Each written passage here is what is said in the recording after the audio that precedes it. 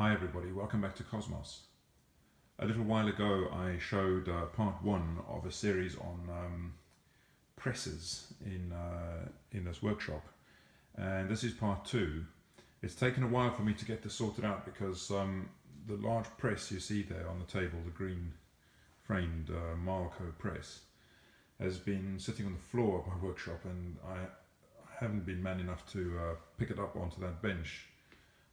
So finally I got around to sorting it out and have raised it onto that bench. I've also been busy with other things, and so I thought I'd give a bit of a closer look. And also I got this press partly because I needed to do a broaching job on some pulleys I've been building, and so I hope to do that now, to complete the keyway broaching on these pulleys.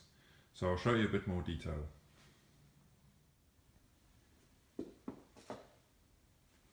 So I've not really cleaned this press up properly. I wanted to give it a good steam clean or some such, but I haven't really gotten around to that yet.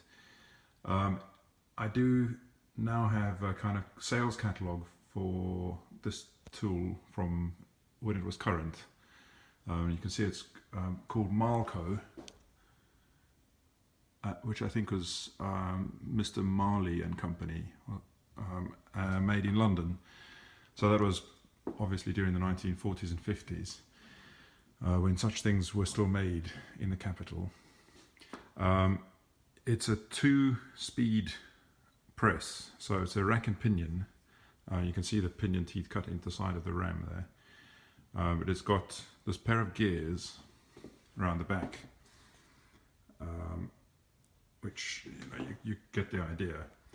But it gives you direct action on the rack and pinion when I turn the hand wheel. Or if we switch this over, I think I might have showed this in the first video, when you put this kind of pulley or spindle on the other square, you get a reduction ratio. So for very hard driving, you get a bit of mechanical advantage there. It's got this platen, which it's really massively overscale for my purposes, but as somebody on YouTube often says, what does he say? Nothing too strong ever got broken, or nothing too strong ever broke. Anyway, that's the idea. So I'm not sure if this is technically a broaching press or an arbor press, but same outcome ultimately. So an arbor press really is used for pressing, or would have been used back in the day for pressing work to be driven in the lathe onto a carrier arbor, which would have had a very, very, very slight taper. And so which needed pressing in so that the work could be suspended between centers. And then obviously a broaching press is to drive a keyway cutting broach through the work, which is what I'm going to do. So these are the components that are going to be the subject of today's broaching exercise. These pulleys I turned, a smaller one and a larger one. I think I've gotten a splinter somehow. And so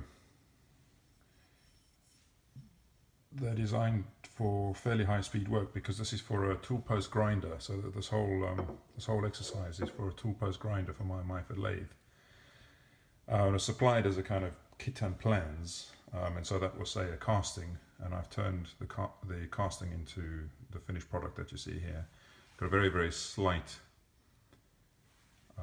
groove there for a flat belt or a tooth belt, and some others here. And so they're designed to fit onto this motor spindle. Now the motor spindle diameter is 11 millimeters, and the little key width there is 4 millimeters wide. So it's actually been quite difficult to find a broach 4 millimeters wide, and also the bushing, which will be used for cutting these keyways, 11 millimeters millimeters in diameter. As it turns out now, there's a company called Arc Trade, which has a kind of better grade of tool for sale. You know, it's I don't know, a lot of that stuff I don't expect is made in Europe, but it's certainly a damn sight better than a lot of the stuff that comes from the Far East. So I don't know, you know, they are a cut above really in their tool quality, and only relatively recently, I mean a few months ago, have they started selling broaches, you know, individually sized broaches and the bushings. Because actually if you look in the tool suppliers catalogs and online, sets of broaches like this are horrendously expensive, like you know, £600-700 or something for a set of different broaches. And it's not to say that you're going to get, it seems to me that 11 millimeters is quite a weird size, and in quite a few different places I've looked, there were none of these bushings in 11 millimeter diameter, and I'd even considered just making a bushing, you know, turning this down in mild steel, and then milling that groove. But of course, you know, why make what you can buy? And so thankfully I noticed that Arc Trade started selling these, and so I just bought the sizes I needed. So you'll notice that on a brooch, and I don't know the exact I don't know all the details of the subject, but just in trying to find this brooch, I've done a bit of reading, and it gives 4BB there, and so this is a B-sized brooch. Now, from what I can determine, the brooches and the bushings come in sets, so like there's an A set, a B set, a C set, and that relates to the width of this shoulder here. So the cutting teeth are 4 millimeters wide because they're going to cut a groove that's going to accommodate that key. But the teeth, so the teeth have to be the same width as the key, so they're 4 millimeters.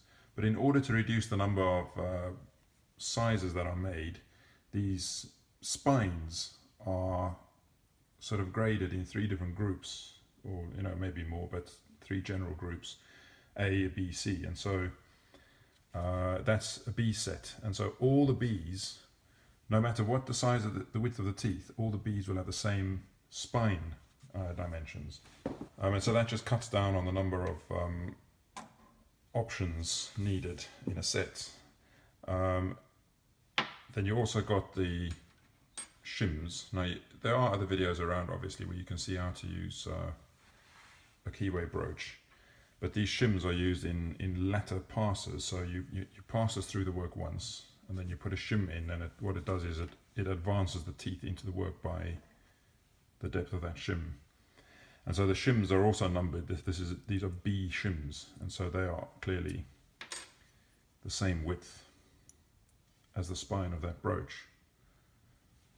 And so that's how that works. Now, you'll have noticed that there are already keyways cut into these pulleys, but they are disgusting. I struggle to do this by, you know,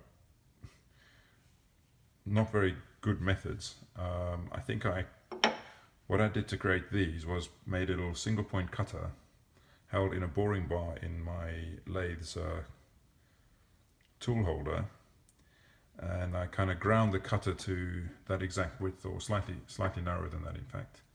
And with successive passes of the carriage, I cut these grooves, but they're off center and they skew, and they're not very good at all. So really, the purpose of this is just to clean those grooves up, and just to kind of consolidate them in the right angle and so on. And so that's what I'm proposing to do now. So you can actually see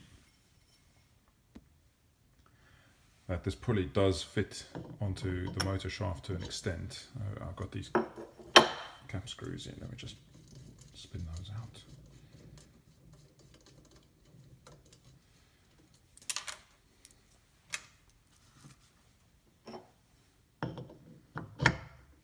So it does fit, but it's not great. I'd like to just tidy up that keyway, and this one I think is a bit worse. Yeah, so it's a bit too snug really, because the flanks of the key way that I've cut there, you can see they're not actually they're not parallel to a radius, so they kind of go off at funny angles, and so that's why they're grabbing the edge of the key when you put that in place. So the holes have been bored. I think I reamed them after boring. Yes, these are reamed holes, 11 millimeters. So you can see that this bushing is designed to just be a nice fit in there. And actually, if you look at that, you can see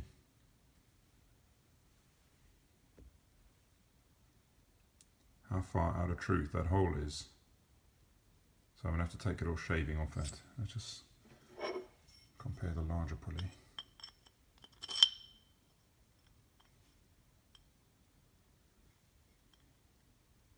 Yeah, see, that's also quite well off. So I'm just going to line this up as best as I can once it's in the press, and just clean up that keyway. So I'm already failing slightly. I think this press is really meant to be mounted on a bench with a hole there, so that anything you press through can pass freely. So you know, the length of this is such that it wouldn't pass all the way through the work without a hole below. And the kind of the balance point of the whole tool is directly in line with this frame, as there's no way I could hang it over the edge of the bench. I could bring two benches close together and just leave a gap between them, but the other thing I could do is just rest the work on these parallels. So it's starting to look a bit precarious, really, but I think it'll work. I'll just, these are pretty sturdy parallels, maybe, what is that, 1 inch? No, it's 3/4 of an inch. Well, it's 780 and 750. So, well, these little 1, 2, 3 blocks and the parallels. One of these, 1, 2, 3, or obviously not 1, 2, 3 because it's less than 1 inch wide, but you know what I mean. And so, balance the work in between them. I might have to rethink it for the smaller pulley, but we'll kind of think as we go. I'm going to just protect my work with this piece of paper towel because it's a piece of industrial work, but it's it's got a fair finish, and I don't want to press with this force. I don't want to press marks into the face.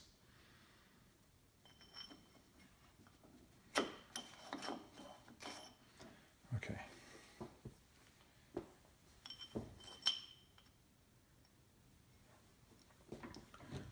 So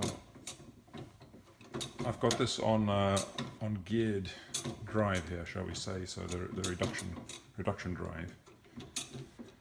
I'd like to just line this up carefully, more or less under the center, so we don't get too much in the way of sideways forces. That could afford to go like that. Okay, I think we're all right there.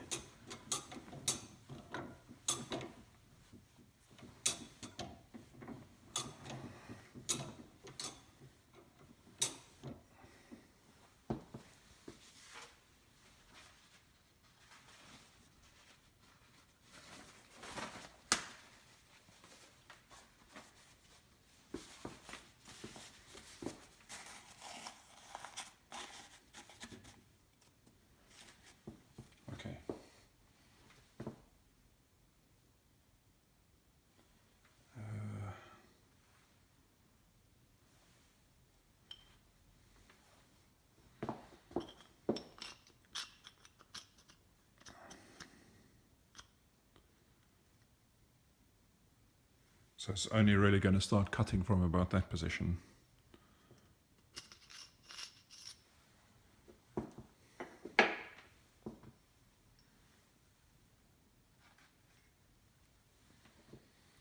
I'll give it some of this sulfurized cutting oil, which is good cutting fluid. and that's in my Muji wash bottle. So there's a shop called Muji, which is like wonderful minimalistic Japanese design, and I'm not sure they knew that that their minimalistic products would be used in the light engineering workshop. You can see that's seen some use. Okay, so here goes. I'll just realign that slightly to there. Yep. Okay, so this shouldn't take much force, and I'm hoping it will kind of self-align once the first few teeth make their way through the channel. I can hear it cutting. Okay, so that just kind of slid through.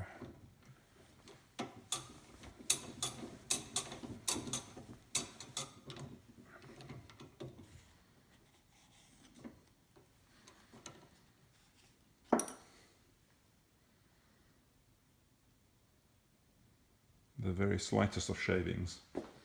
So now we'll put one of these in, and I know it's not a lubricant, but I'll just lightly grease the back of that shim. So pop a shim in there. Now that will change the cut by, or advance the cut by 37 thou, or just under 1 millimeter. Or one millimeter is about 40 thou, so just rough and ready measurements there. Okay, here goes for the second pass. Might just give that a bit more juice.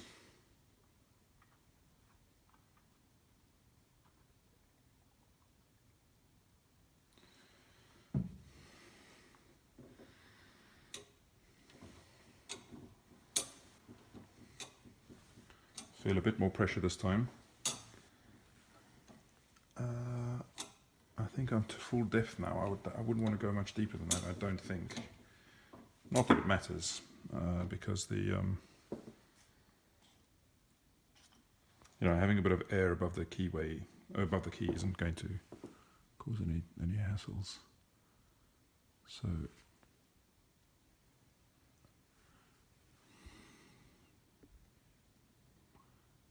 there you can see the little curly shavings.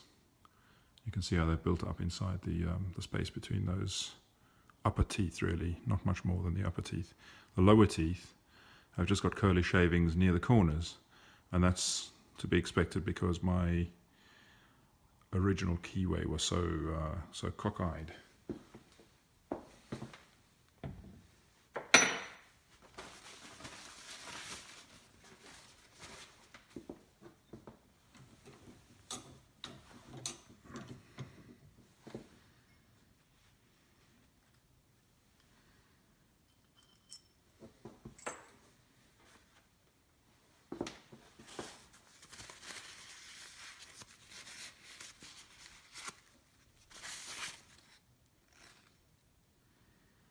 It's not much better. It's definitely cleaned it up. The corners are a lot tighter. But it hasn't really straightened it to speak of. I might just put it through for one more pass with a second shim in place. Of course, you don't want too much play between the key and the sides of the keyway, because that represents lost motion, and if there's a small vibration or whatever,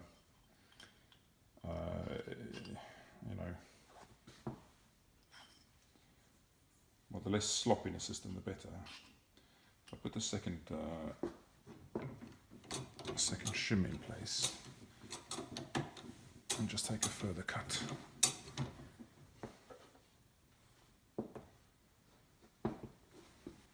So I just went to find a brush and just clear away some of these chips. Not that there's any chance of them packing, there's so little to do. You'll see my brush, I always shorten my brushes makes them a little bit more springy and able to kind of flick chips away on the lathe and milling machine much better than the full length bristles of a paintbrush. Clumsy git.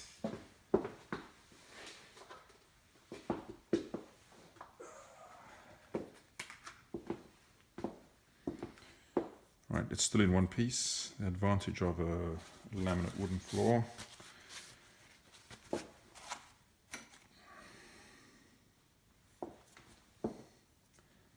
Just make sure there's no grit on the sliding faces.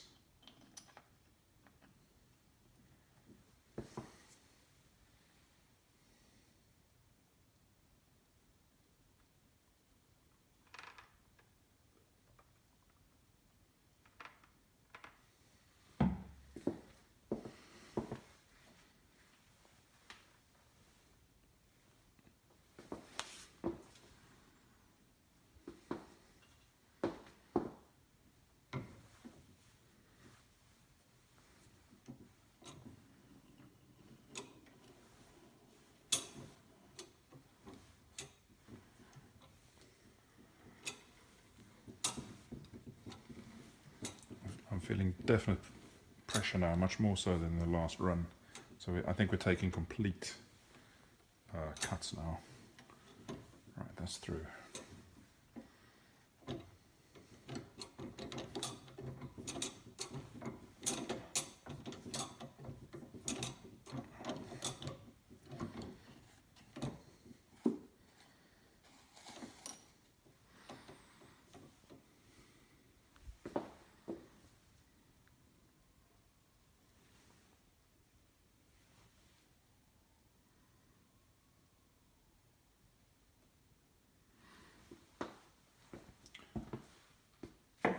Let's have a look at the state of that keyway.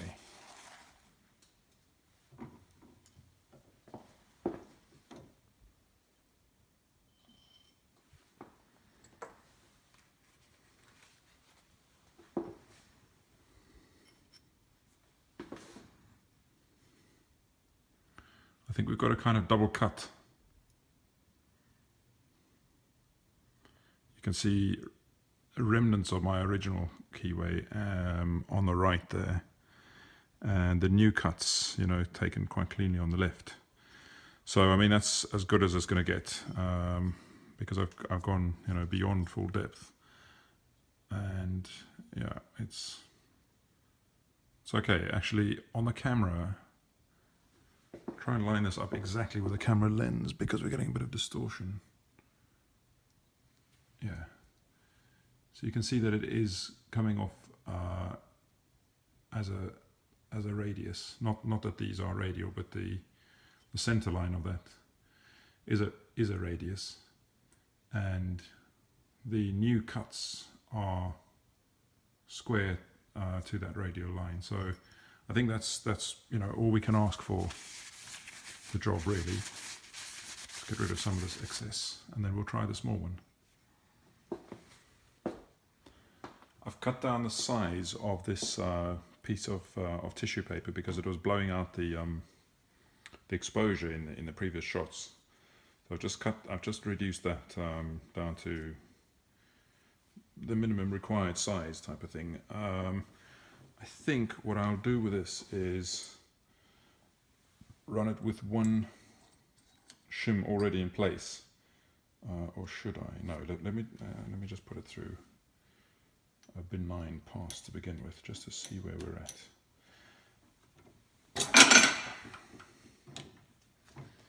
So these, I've had to push these parallels much closer to the center because the size of the pulley is very much smaller.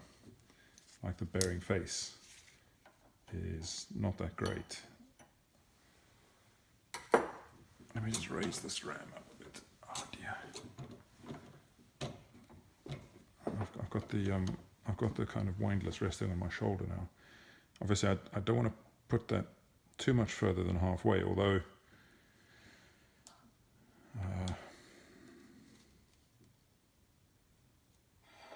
you know, there is all this surface for the thing to rest on. So in fact I could put it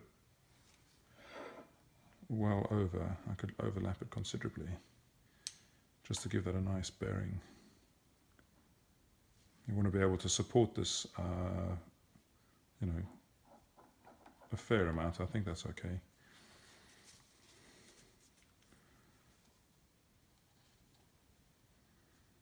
Right.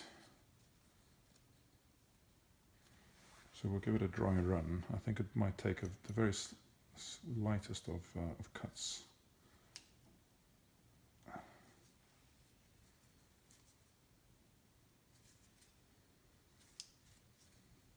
Yeah, it's already binding lightly, which is not surprising considering how skew that keyway is. Okay, so go for cut number 1.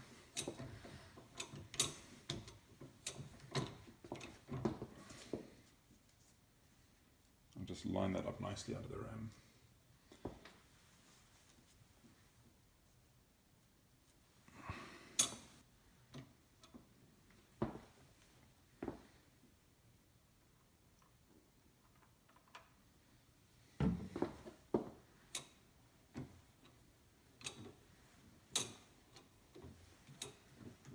It's definitely doing something.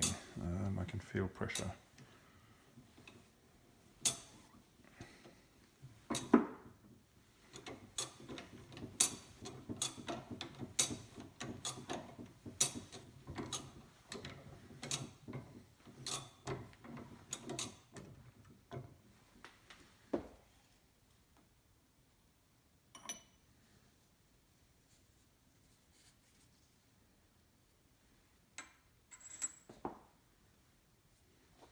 It's hard to tell what it's done, but you may be able to see down the bore. I think on the far side of that keyway, as we see it now, there's a little improvement in the situation. You can see just the slightest shaving of freshly cut metal in that far left corner. So we'll carry on as before.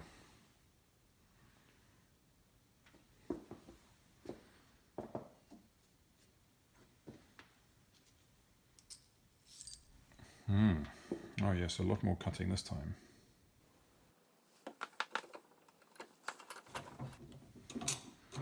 Now, just looking at that from here, I'm going to keep that in place and just bring it to the camera, because I think that gives a really good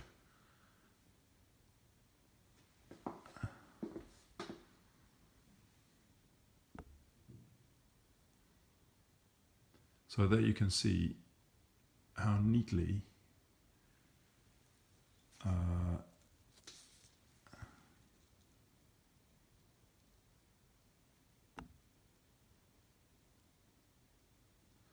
you can see how that square lines up very well with the radius of this circle. Forget that. That's an optical illusion. There's a bad chamfer there, and all of that. That can't. This brooch cannot tilt because it's constrained by the sides of the slot in the bushing. It is absolutely straight. So forget the skew lines there. They're throwing one's eye. You can see now when I disguise that with my finger. You see now how nice and square the upper part is to a radius, and so that's really what the ideal is. And also, let's have a look at the chips. Yes, you can see cuts throughout. Of course, some of these chips have already fallen out. So it's taken quite a fair amount of metal off the full surface, and quite thick shavings actually. You know, that's probably 3/4 of a millimeter. No, about half of that. About 0.2 of a millimeter, 1/7. You know, it's a stout little chip that. which of course is a function of the degree of advance from one tooth to the next. You know, that can't be changed. You know, if you were to lay this down with that surface absolutely flat and measure the incremental height of each of these teeth, you know, because that tooth is higher, further away from its spine than that tooth is.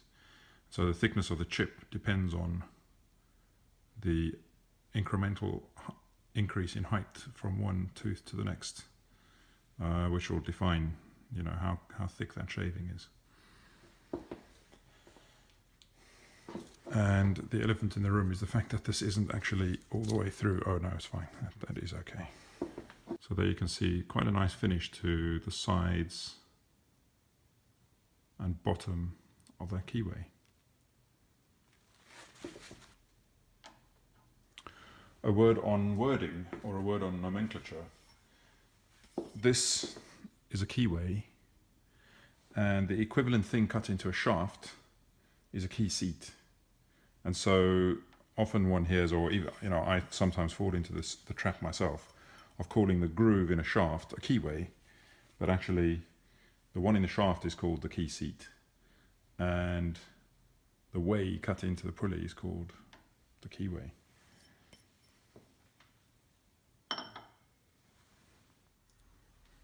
So let's just try these pulleys now on the motor spindle, on the motor shaft. So yeah, that fits much better, and there's no appreciable backlash, and it fits just so very nice. The bigger one I think is a little bit more sloppy. That's because of the hole. There is a tiny amount of lash there. I'm just trying to hold the motor shaft steady while I rock this. I'd probably say there's a thou or two of lash there, but that doesn't matter. This is, you know, it's going to be driving in one direction, and yeah, I think that'll be fine. And this is the very high speed pulley, which will be used for bore grinding. So, you know, for very, very high speeds, 22,000 RPM at the grindstone, whereas this pulley will be used for an external grinding with an external wheel, and so this will be the more commonly used one as I expect, and that's got the better fit. You can turn it around.